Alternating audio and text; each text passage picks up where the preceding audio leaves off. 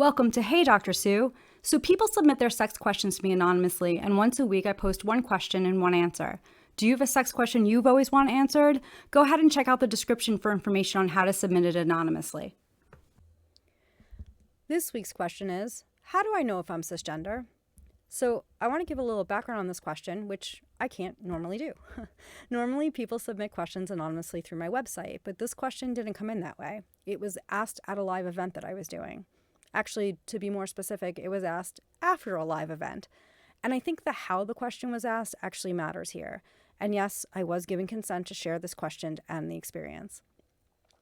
After an event, a young man came up to me looking very worried. He asked if he could speak to me privately for a few minutes. Now, this was for a college-age population, so I'm thinking unintended pregnancy or STI. We stepped away from other people, and in a very concerned voice, he asked, "How do I know if I'm cisgender?"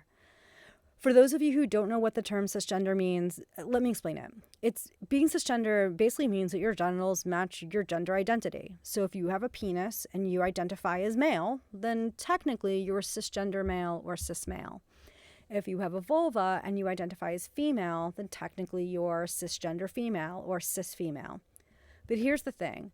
I'm a really big believer that when it comes to gender identity, it should be how you identify your gender, not whether or not you meet a technical description, and definitely not how others identify you.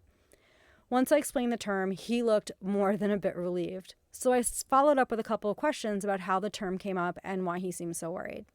Turns out the reason he was asking was because someone said something to him and basically used the term cisgender in a way that made it seem really derogatory. Something along the lines of like, because you're nothing but a cisgender man. And let me own right now that I was only getting one side of the story. I know it's hard to be anything but binary in a world where binary is sometimes all that's acknowledged. And I understand it's sometimes 1,000 small cuts in a day, like having to choose either male or female on everything from a medical intake form to a basic survey. It's being referred to either sir or ma'am when neither is appropriate. It's all the itty-bitty ways that our culture reinforces the completely made-up binary. And those are the small things. Things like discrimination, harassment, and violence for non-binary folks are very real threats that many cis people never have to think about.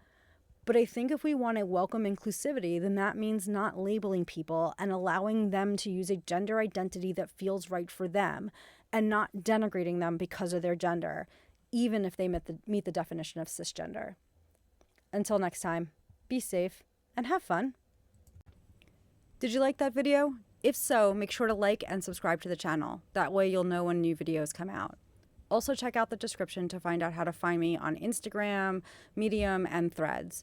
And make sure to check the description for links where you can submit your own sex question.